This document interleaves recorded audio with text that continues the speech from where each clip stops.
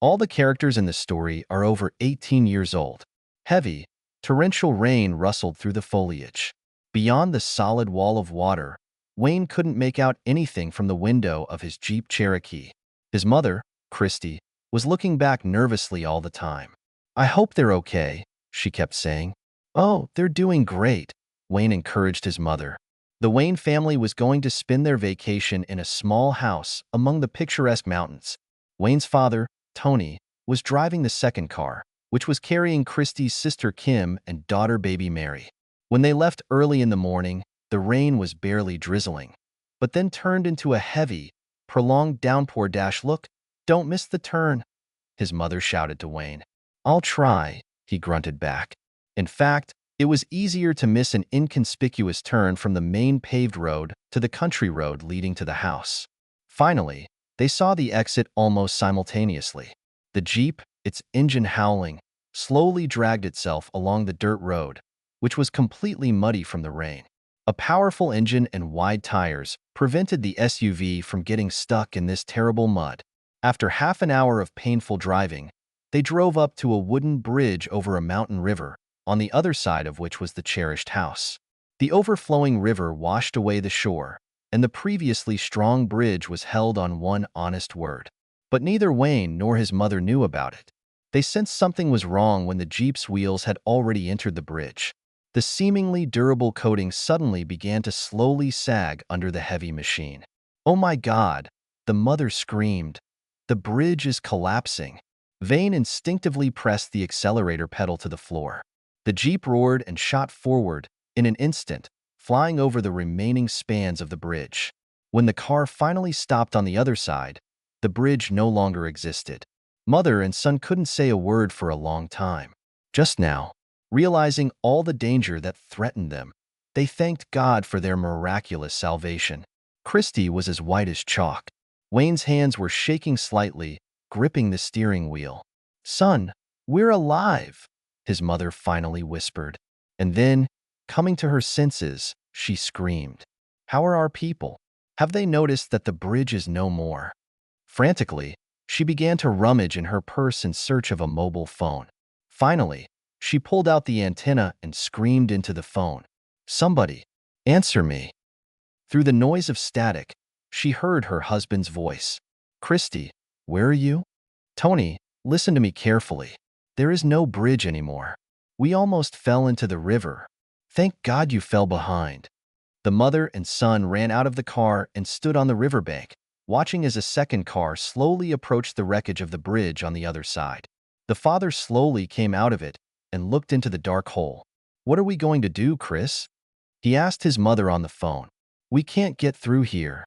After much discussion, the parents decided that the father would return to the city and seek help from the local sheriff.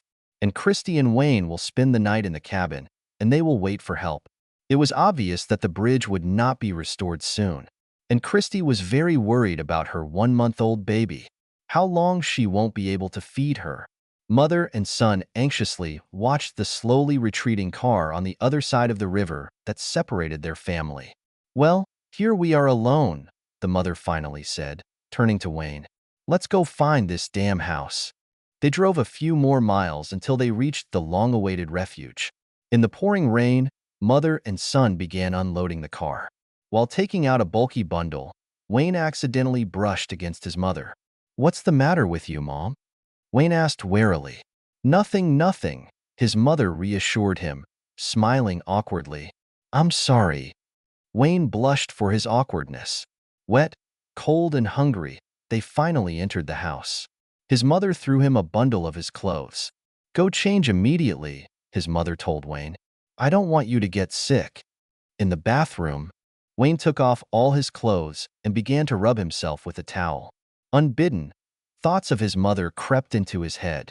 "My God, what took you so long there?" The mother pounced. "Come on, light the fireplace soon. My teeth are not getting into my mouth." Wayne began to light the fireplace, and the mother disappeared into the bathroom. Well, the boy thanked his father that he had put dry firewood near the fireplace ahead of time. Vane thought about his mother again. He resisted the urge to go to the door and look through the keyhole. "Hey, are you okay?" "What is it?" his mother asked, coming up to him and stretching out her arms. Yes, yes, it's okay, the boy muttered in embarrassment. Why are you so red? Smiling, the mother continued to inquire. Yes, nothing. I was just sitting too close to the fire, the son defended himself. They were sitting next to each other by the fire, continuing to warm their hands. Son, bring us some wine, Mom suddenly suggested. We should properly celebrate our miraculous escape. Great idea, Mom. And I have to thank you, Christy said, gently kissing her son on the cheek. If it hadn't been for your reaction, we would have been at the bottom of the river a long time ago. You are my savior, she said. Oh, Mom, the boy said in embarrassment, moving away from her. He hurried off to get the wine, leaving his mother by the fireplace. Returning with a bottle in his hand, he involuntarily lingered in the doorway, admiring his mother. She was standing by the fire, drying her loose brown hair. Finally, he came in and put the bottle on the table. As he was uncorking it, his mother turned to him. Can I help you, dear? No, Mom, I can handle it. The son muttered. Oh my God, he thought. Is she deliberately putting them on display? Is he playing, enjoying my embarrassment? Looking up, he saw his mother watching him mockingly. She couldn't help but see what he was devouring with his unsophisticated gaze. He didn't even know what to say. He was destroyed by her taunts and ashamed. His hands became wadded up, and he couldn't pour wine into glasses for a long time. Finally, he managed and handed a glass of wine to his mother. Red wine played in the crystal facets of the glass, mixing with the reflections of the fire. Smiling warmly, Mom accepted the glass and sipped the wine. Vane took a long drink at once to relieve the tension. Are you that thirsty? My mother laughed merrily. Who drinks wine like that? It's just wild. Wayne blurted out, draining his glass in one gulp and pouring himself another. Christy sat down on the couch in front of the fireplace. Come to me, she called to her son, and take a bottle with you. Wayne sat down on the couch next to his mother. They sat in silence for a while, sipping wine and looking at the fire in the fireplace. Put your head on my lap and rest, the mother suggested. Remember, we used to sit like this with you when you were little. Vane bent down slowly, resting his head on his mother's soft lap. Smiling, his mother gently stroked his hair. Reveling in the lovely fragrance, Vane closed his eyes.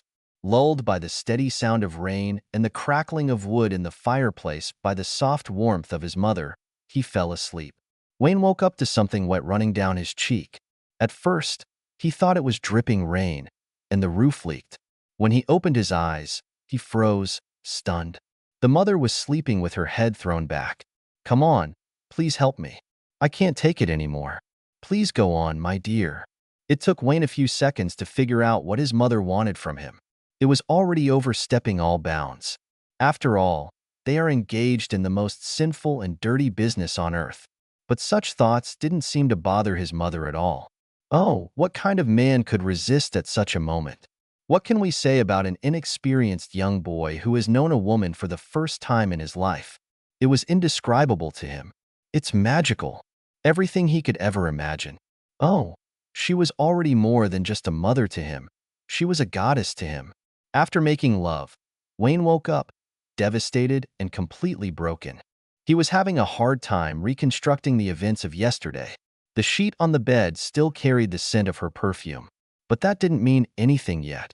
So it was all true. It wasn't a dream.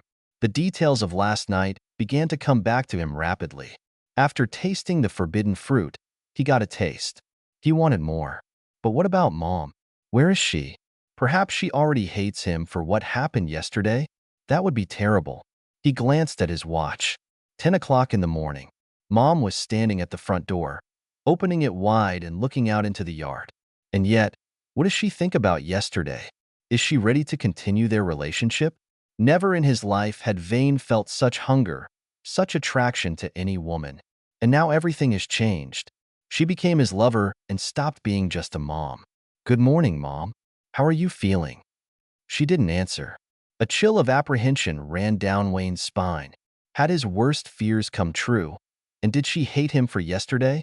Finally, she answered, I feel the way I should feel after everything that happened. Are you angry with me? He asked his mother. No, I'm not mad at you. I'm mad at myself. But why? He asked her innocently. Honey, we shouldn't have done this yesterday. This should never happen between us. It's disgusting. But, Mom, it was so wonderful. So what of it? Let's put aside big words and unnecessary, outdated morals. Last night we were just a man and a woman to each other. No, it was monstrous. We must never repeat this. Do you hear? The mother sobbed. He began to comfort her. Oh, no, Wayne. Please don't do this, we can't, she continued to cry. But mother, I love you so much. Wayne whispered to her as he continued his actions. Mother, no one will know about this. It will be our secret. He made desperate attempts to make their love look decent. Listen, son, we don't have to continue our relationship. Let's forget forever what happened last night. One of us must find the strength to say no to prevent further sins. Let everything be as it was before. Well, Mom, please. Her son continued to beg. Oh, Wayne, please stop. We can't, baby. We will regret this for the rest of our lives. But Mother, we've already done it once. What difference does it make now to do it again? God, son, stop it. Mommy, well, no one will know. Just one more time, one last time. Son, but this is so wrong, she muttered. Christy finally gave up. Will you swear to me that you will never ask for this again? Swear that it will stay with us forever and will not leave the walls of this house. Yes, Mother, I swear, he lied, knowing that there was no way in the world he would stop there. Do you swear? She asked him again, her eyes searching for the truthful answer in her son's eyes. I swear, Mom. Wayne said. My father called in the morning. He said that help would arrive at about 4 in the afternoon. Everything should be finished before then. Vane froze for a few seconds, looking at her. What happened? Chris asked in surprise. Why did you stop? No, it's okay, Mom. Oh, stupid, said the mother, blushing slightly. Finally, it was over, and they stood motionless. Mother and son, completely exhausted, promptly fell into a deep sleep. Wayne woke up completely exhausted. My mother was lying next to me. The mother muttered sleepily, barely opening her eyes. Vane noticed her momentary confusion when she found him next to her. Hello, my beloved. Mom whispered. I love you, Mom. And I love you, too. Then she resolutely pulled away from him. Vane reached for her, but at that moment his mother looked at her watch. Oh my God. The rescuers are about to be here. Oh shit, Wayne complained. Maybe we'll lie down a little more. No, said the mother decisively, getting out of bed. Wayne rushed off to load the car. What are you doing, Mom? He asked her. Oh, I'm making you a snack, she said, turning to her son. Wayne smiled broadly. What are you talking about, Mom? What is it? He asked her, fooling around. God, Mom, this is too much. You're embarrassing me. Yeah, okay, finish it. My mother laughed. Wayne heard the sound of a helicopter. Oh shit, not now, he cried out. They were rescuers. The helicopter was landing. They had already seen 2 National Guardsmen running across the clearing towards the house. Over the loudspeaker, someone was asking them if everything was okay. Mother and son exchanged a satisfied glance and winked at each other. Wayne, still smiling, held up his hand to show that everything was okay with them. His mind was occupied with only one thing. What will happen when they return to their family? Will their relationship continue? Will they remain lovers? Who knows? Who knows?